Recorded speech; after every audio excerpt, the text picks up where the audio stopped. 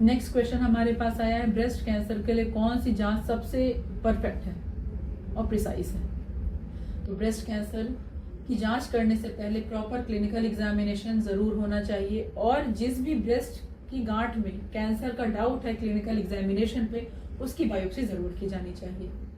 अब कुछ पेशेंट्स का यहाँ पे ये क्वेश्चन होता है कि जो भी ब्रेस्ट की बायोप्सी होती है उससे ब्रेस्ट की बायोप्सी से कैंसर फैल जाएगा। किसी भी बायोप्सी से कोई कैंसर नहीं फैलता, ये ध्यान रखें। अगर बायोप्सी नहीं करेंगे तो डायग्नोसिस तक नहीं पहुंच पाएंगे, और कैंसर एक ऐसी बीमारी है जिसका 100% इलाज संभव है।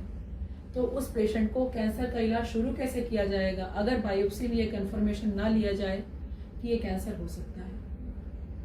हालांकि शरीर में कुछ ऐसे भी कैंसर्स हैं जिन्हें बिना बायोप्सी किए भी उनका इलाज शुरू किया जाता है, लेकिन वो कैंसर्स काफ़ी कम हैं। उनमें पहला इलाज इसीलिए सर्जरी किया जाता है जिससे सर्जरी के समय ही पूरी डायग्नोसिस बन जाए। लेकिन ब्रेस्ट कैंसर में इलाज शुरू करने के पहले बायोप्सी 100% ज़रूरी है। बायोप्सी ज़रूर करवाएं, उससे घबराएं नहीं।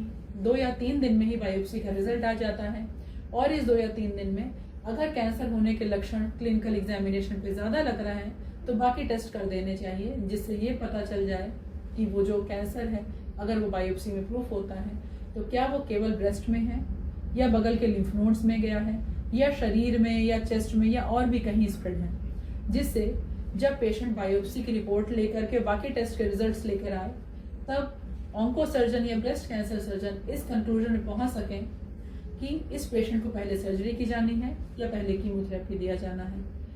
हर इलाज का उद्देश्य सिर्फ ये होना चाहिए कि पेशेंट को कैसे उससे मैक्सिमम बेनिफिट मिले, कैसे पेशेंट को ज़्यादा से ज़्यादा मैक्सिमम सर्वाइवल मिले और डिजीज फ्री सर्वाइवल मिले। ऐसा क्या करें कि पेशेंट का कैंसर वापस ना आए, और अगर जो भी पेशेंट क्योर हो जाते हैं उनके इलाज में ऐसा किस तरीके का इन्वेस्टिगेशन करें कि वापस आने पे बीमारी बहुत जल्दी पकड़ी जा सके और उसका एकदम सटीक इलाज किया जा सके। इसीलिए घबराएं नहीं बायोप्सी से। अब बात करते हैं जेनेटिक कैंसर्स। जो भी ब्रेस्ट कैंसर जेनेटिक होते हैं उनमें पेशेंट्स को ये चाहिए कि वो 30 साल की उम्र के बाद साल में एक बार MRI या हर दूसरे साल सोनोमैमोग्राम जरूर कराएं। कोई भी ऐसी महिला जिसकी उम्र 42 साल या 45 साल के ऊपर हो गई है उनके लिए मैमोग्राम सफिशिएंट होता है साल में एक बार। मैमोग्राम में जो रेडिएशन निकलता है वो चेस्ट एक्सरे में निकलने वाले रेडिएशन की तुलना में भी काफ़ी कम होता है। इसलिए ये मिथ है कि मैमोग्राम में यूज़ किया जाने वाला रेडिएशन से कैंसर हो जाता है।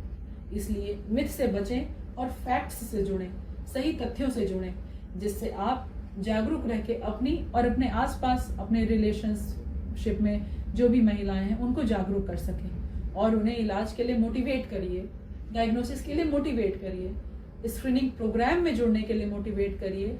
यही एक तरीका है जिससे आप कैंसर को हरा सकते हैं।